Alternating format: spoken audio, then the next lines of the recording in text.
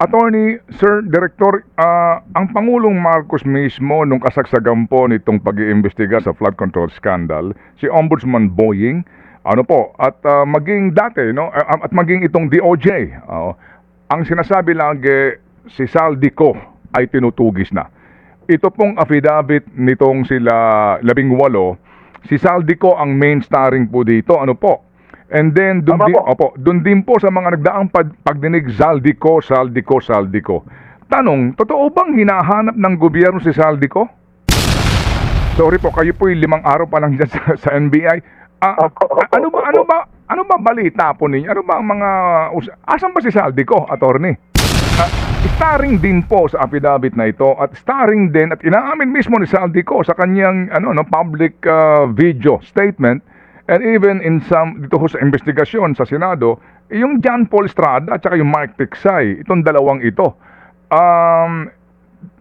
nagdududa din po ang iba na bakit ang gobyerno ni wala pong ginawang aksyon laban dito kay John Paul Estrada at Mark Tiksay na sabi nung mga sundalo daw kasama nilang nagpapakete ho ng pera, kasama naghahatid ng pera. Sabi din po ni Saldico, sila yung kanyang mga assistant na naghahatid ng pera, nagbabanda ng pera. Pagkatapos ang gobyerno ngayon, parang wala po tayo narinig na nasama man lang po sa investigasyon itong John Paul Estrada at yung Mark Tiksay. Kasi yung pong aplikasyon for red notice, I think, siguro mga isang buwan na yan sinasabi ng gobyerno na meron ng application. Paano kami maniniwala na totoo yun? Meron bang, sorry po hindi naman nagdududa ho kami, pero hindi maiaalis po yung duda ng ilan kasi nga parang ang tagal na kung red notice yan, bakit sa Interpol, ba't ganong katagal? Opo, na para bagang ang iba, ang turing nga po dito, parang dribble na ang nangyayari dito. Totoo ho ba yan? Nakita niyo ho ba yung mga dokumento na sinasabi nila? Paano kaya, attorney? At mga kapatid, tayo po ngayon tatawag dito po sa isa sa mga mainit-init pa. Opo. Kakahirang po lamang, siya ay pinagkakatiwalaan daw po ng presidente, kaya siya nahirang, kaya siya naitalaga sa napaka-importanteng posisyon na ito. At magandang maitanong nga din sa kanya, ano ho ang kanyang tugon dito po sa binabanggit po ni spokesperson Yusek Claire Castro, na ito raw po, hindi na kinakailangan daw pong utusan. Kailangan daw po na magkusa na ang ahensyang ito at ilang pang agencies na mag-imbestiga. Kung tingin nila, ito raw po ay pagpapakalat ng maling balita. FM. Maligayang bati po sa inyo. Congratulations po ba is in order? Magandang umaga po, Ka-Ted, at TV Chata. Salamat po sa inyong pag-imbita. Okay naman po, congratulations, pero samahan nyo na rin po ng best wishes and good luck po. Amen. Sige po. Unahin ko lang po, attorney, sorry po, kasi may pahayag po si Yusek Claire Castro, baka napanood nyo po yung kanya pong pagharap sa media. Dito po sa affidavit, pinagsamang sinumpaang salaysay ng 18 mga dati umanong sundalo at sinasabi na bahala na ang NBI na mag-imbestiga dyan, hindi na kinakailangan pang utusan sa umano ay pagpapakalat ng fake news. So, paano niyo tinatangkilik ito pong pinagsamang sinumpang salaysay na inilabas po nila Attorney Baligot kamakailan lamang? Unang-una po, tama po si Yusek Claire Castro, hindi kami kailangan utusan. At katunayan naman po, simultaneously, nung sinabi po niyan, meron na po akong direktiba sa aming pong ahensya na imbestigahan po yung pong sinasabing nung time na yan, unsigned affidavit pa po. Hindi pa napipirmahan na unang nagbalita sa media at na-monitor po namin. So, sa ngayon po, meron na po kaming mga initial na pag-iimbestiga. Ang una po dyan, tingnan po natin yung mga personalidad, yung personal circumstances po nila.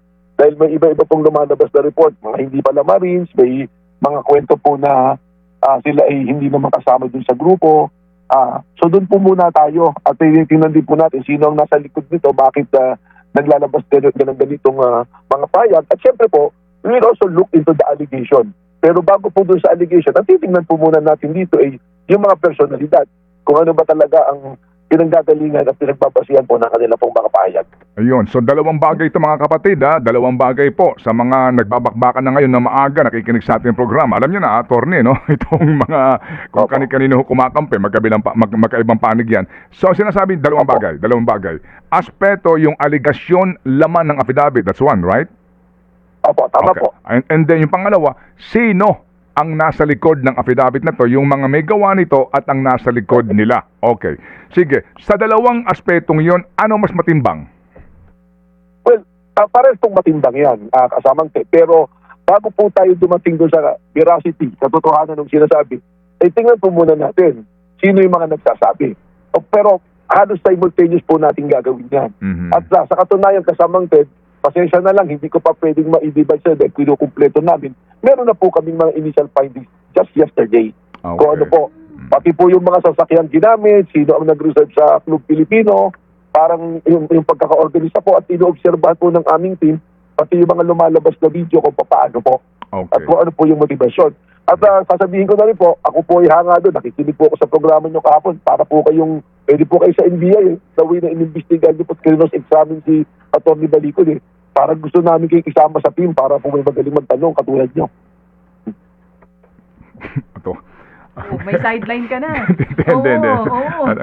Si Attorney Melvin talaga. Attorney Melvin, ganito po, no, Attorney.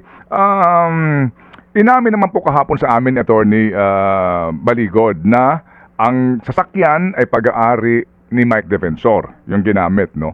At meron din po daw mga nag-ambag-ambagan para po doon sa gastusin po nila, etc. So kumbaga hindi na po tago yun, ano? Kung sino yung nasa likod ng mga sasakyan, and most likely baka mamaya meron kaming interview kay Ginoong Defensor, baka din naman umamin na siya na siya ay isa sa mga katulong dito para pangalagaan itong 18 ito. Pero sir, doon po sa punto ng yung content nito, paano kaya, Attorney Melvin, yung content po kaya noong aligasyon, dalawang kasing bagay ito, may kaugnayan doon sa ICC investigators at yung mga Tama sinasabi pong na-deliveran po ng mali-maleta. Dito ho ba, assuming lang po, Attorney Melvin, theoretical lang po ito, no? Assuming na meron kayong duda sa pagkatao o kredibilidad o political affiliation ng mga nasa likod nito, yung ba makakaapekto sa inyo pong impartiality sa content ng affidavit? Well, sabi ko nga po, dalawang bagay yan. Pagka meron po kasing pagdududa o may mali na ginawa, halimbawa kung may mga kaso na nag-perjury na pala dati yan, it will go to the credibility po. Mm. Kasi kahit ipipresita natin sa korte yan, halimbawa tinignan po natin yung aligasyon, meron po tayong isinamat kinasuhan doon, nakasisiguro po tayo na nakita rin po ng depensa ng abogado kung sino man personality dyan, Opo. at i-impeach po yung testimony na yan. Okay. Kaya po titingnan yun. So, yun po yung tinitingnan natin. But we will be very, very careful dito. Kung saan po tayo dadali ng ebidensya, doon po tayo pupunta. Kaya lang po, tinitingnan na rin natin yung mga dating pronouncement, yung mga sinabi, kung meron po bago na sinasabi rito, at saan po yung linkages nga. Pero asahan po ninyo, yung dalawang bagay na yan, amin po tinututukan. Tama po kayo, may admission naman na mga may tumulong, pero it will boil down to the intent po Ano ba talagang intention? Narinig ko po yung pahayag ni Atty. Balicod na ang tagi daw lang pwedeng mag-investiga ito ay ang Office of the Ombudsman. Hindi naman po yata eksakto yun. Sapagkat ang primary investigation body ay ang National Bureau of Investigation. Pwede rin po nilang idulog dito yan at tatanggapin po namin sila nang wala pong bias pagpunta niya sa amin. Titingnan po namin yung kanila pong mga testimonya at pupuntahan po namin kung sino po yung mga daong binabanggit doon para ating pong matanong din. Okay, opo. Mainam po din yan, no po, na mamaya mabanggit natin yan kay Ginoong Defensor kung matutuloy itong ating panayam na bukas ang NBI na magpunta rin itong sila Attorney Baligod kung maaari nga isama itong 18 ito nang sa ganun makatulong ang NBI na mag-imbestiga sa kanilang mga aligasyon. Pero kaninyo, iniisa-isa ng NBI yung pong background nung 18 para malaman din kung sila ba walang kung ano man pong mga kaduda-dudang mga background. Ganun po yun, Attorney. Tama po yan. Okay, Opo. sige. Opo, Kasi sige. yung mga po mga personalidad na binanggit na inakusahan doon, lumabas na po yan. At ito na yun, subject na po ng investigasyon yan. Yan po yung, meron po tayo task force dito kung sa flood control ba yan. Yun po yung pinabanggit nyo nga na yung hindi na daw importante kung saan nanggaling yung pera, yan daw ibinigay. Importante po yun. Dahil kung ang pera galing po sa public funds, meron pong malversation of public funds. Kung private funds lang naman po ginamit yun, pwede naman pong bribery lang ang magiging kaso. So, meron pong mga detalye Dapat po ganun yung pagtanggap po natin yan. Nakatutok tayo sa mga detalye po. Opo. Sapagkat yung bawat krimen po, may kanya-kanya pong elemento na dapat tumutugon po sa particular na krimen. Opo, hindi mo maaari sabihin na hindi immaterial, hindi po ganun yun, no? Kasi kung saan bagada yung pera. Oo, yung nga po ang Hindi po. Opo. Okay. Ang pinagtataka lang po namin kasamang Ted, ang normal po na action, sa akin pong obserbasyon, at dati rin po ginagawa natin to bilang abogado, bago tayo pumunta sa media o sa anumang platform po para sa publiko ang mga ganitong bagay, ang una natin ginagawa, nagpupunta tayo sa ahensya na dapat magreklamo. Kung meron tayong demanda, halimbawa sa Supreme Court, pupunta tayo, tsaka tayo magtatawag ng press conference o magbabanggit ng mga bagay. Kasi po, ang iniiwasan po nga natin dito, dahil ang sinabi po niya, kasamang Ted, kanya-kanyang tunggalian na. Nagkakaroon po ng chaos, ng disorder eh. Dahil may mga samanta. Ngayon po, in the advent of the social media, ang dami na pong abogado eh. Kahit hindi po abogado, may pag-abogado sa sariling opinion. Yan po yung dahilan kung bakit kailangan po natin tingnan isa-isa ibigay siya. Ang hiling ko lang nga po sana, 18 tao po yung binabanggit ko. Sana dapat po, mag-issue sila ng kanya-kanyang affidavit. Dahil yung 18, hindi naman nila pwedeng i-claim na sa lahat ng binanggit doon sa affidavit text, ay kasama sila. Dapat po kung ano lang yung partisipasyon nila, sabihin po nila. Opo. Yung nga din po nung ating punto, bakit pinagsamang sinumpaang salaysay, and the generalizations nga po, no, yung iba sa mga provision po ng naturang affidavit, bagamat yun nga meron din pong katwiran si Attorney Baligot, sabi niya ito ho lang muna yung pong general recital of facts. Narinig niyo ano yung tugon doon? Hindi po general recital, may mga detalye na puro eh. Sana binigay mo sa detalye ito, 18 kayo, o si ganitong Marin, ito yung naging partisipasyon ko. Hindi po ba? Opo. Para mas madali po sa pag-iimbestiga. At dinala po sa ombudsman, hindi po natin tinatawaran ang kakayahan ng ombudsman na mag-imbestiga. Okay. Pero yung pong mga detalye ng pag-iimbestiga, at yan po ay mandato ng National Bureau of Investigation na mag-imbestiga. Katunayan, tinatap po tayo ng ombudsman, ng DOJ, and the investigation process. Kaya inimbitahan ko po si Atty. Baligot, dalhin dito at kami mag-iimbestiga ng patas at parehas. Opo. Ako po yung bago lamang dito, kaya po lalo ko pong pag-iigihan na ipakita at ibigay sa taong bayan na patas yung ating pag-iimbestiga. Sabi ko nga, yung mga binanggit naman pangalan is already subject of an investigation on the issue of flood control. Dahil yung pera doon, hindi naman po nila niliwanag sa flood control ba galing yan o sa ang pera yan. Yun yung mga gusto namin tanungin na maibigay natin kasagutan po sa ating mga nakikinig sa ating pong buong taong bayan po. Okay, sige po. Alright. Attorney, Sir Director, ang Pangulong Marcos mismo nung kasagsagan po nitong pag-iimbestiga sa flood control scandal, si Ombudsman Boying, at maging dati, no, at maging itong DOJ, ang sinasabi lagi, si Saldico ay tinutugis na. Ito pong affidavit nitong sila 18, si Saldico ang main starring po dito, And then doon din po sa mga nagdaang pagdinig, Saldico. Tanong, totoo bang hinahanap ng gobyerno si Saldico?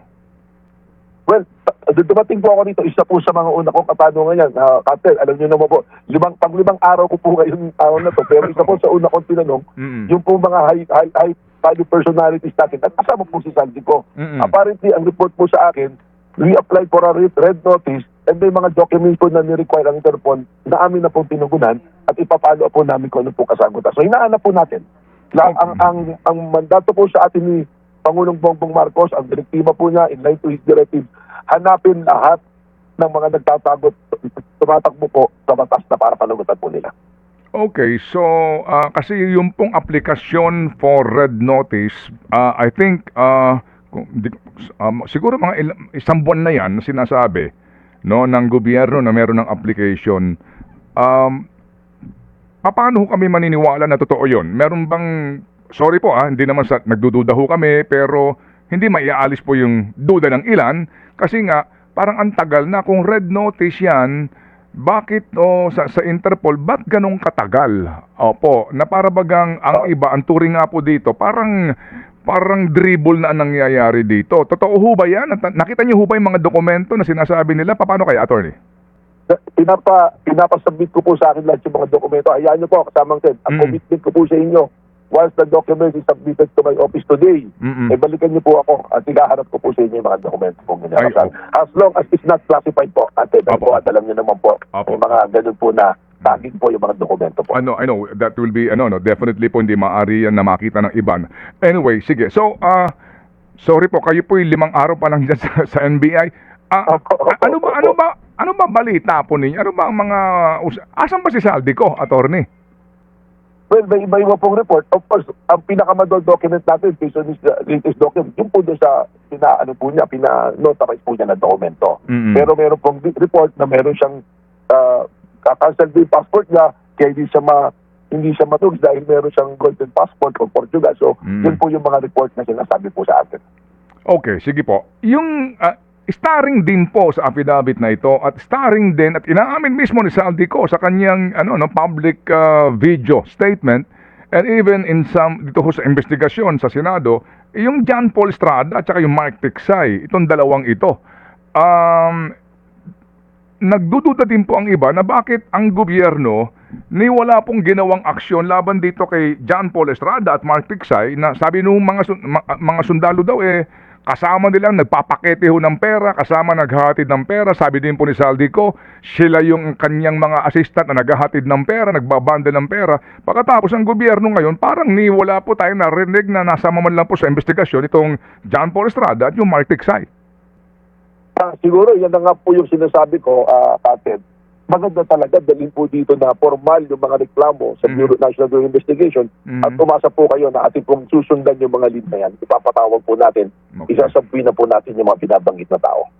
Okay, sige po. Kasi nga, huwag niyong aawayin si attorney. Marami na naman ang aaway sa inyo dito kaagad. 5 araw pa lang si attorney Matibag. Hindi pa nga nag-iinit ito eh.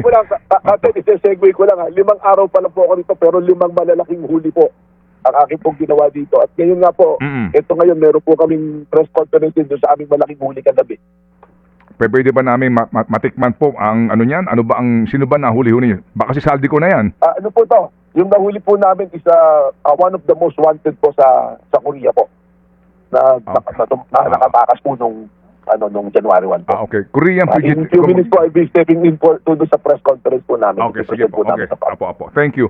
Apo, sige. Bago po si Chacha, attorney, si Atong Ang, kahit na 20 million, wala din pong anumang pong balita na ngayon. Si Atong Ang po, asan ba itong taong ito? Meaning, siya ba'y nasa Pilipinas pa o totoong nakalabas na po ng bansa? But iba-iba po yung report, Kated. We are following several leads. Siyempre po, alam niyo po ang problema natin kaya lagi pinagdududa ang nakalabas ng bansa. We have to recognize yung bansa po talaga natin, ang daming exit points kahit saan na baybay because we're an island country. Kahit sa baybay, pwedeng magkaroon ng exit point. So, nandoon po tayo. So, pero may mga leads din po na nandito pa siya, mga umiikot, isa po sa tinututukan natin yan. At I again committed to you, kung meron pong solid na report, hindi ko man po mailabas sa inyo, we will inform you eventually na pagka meron na po talagang sakto at hahabulin po naman natin talaga. Okay. Kasama po sa ating mga priorities yan. Opo. Sige po.